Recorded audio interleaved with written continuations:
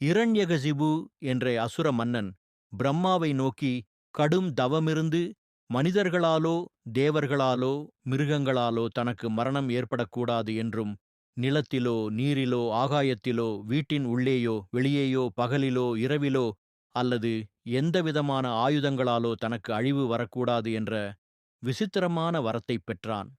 இந்த வரத்தினால் உண்டான அகந்தையில் அவன் தேவர்களையும் முனிவர்களையும் துன்புறுத்தி நானே கடவுள் என அனைவரையும் வணங்கச் செய்த நிலையில் அவனது மகன் பிரஹ்லாதன் மட்டும் கருவிலேயே நாரதரின் உபதேசத்தால் விஷ்ணுவின் மீது மாறாத பக்தி கொண்டிருந்தான். தன் மகன் என்றும் பாராமல் பிரஹ்லாதனை தீயில் போட்டும் விஷம் கொடுத்தும் மலையிலிருந்து தள்ளியும் கொல்ல முயன்ற இரண்யகசிபு தோற்றுப்போய் இறுதியில் ஒரு மாலை பொழுதில் ஆத்திரத்துடன், "உன் நாராயணன் எங்கே இருக்கிறான்? இந்தத் தூணில் இருக்கிறானா?"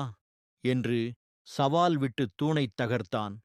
அப்போது இரண்யகசிபுவின் வரத்திற்குச் சற்றும் பங்கம் வராத வகையில் மனித உடலும் சிங்கத் தலையும் கொண்ட நரசிம்மராக தூணிலிருந்து வெளிப்பட்ட இறைவன் பகலும் இரவும் சந்திக்கும் அந்திப் பொழுதில் வீட்டின் உள்ளும் புறமும் அல்லாத வாசற்படியில் அமர்ந்து நிலத்திலும் ஆகாயத்திலும் அல்லாமல் தனது மடியில் அவனை தூக்கி வைத்து எந்த ஆயுதமும் இன்றி தனது கூரிய நகங்களால் அவன் மார்பை பிளந்து வதம் செய்தார்.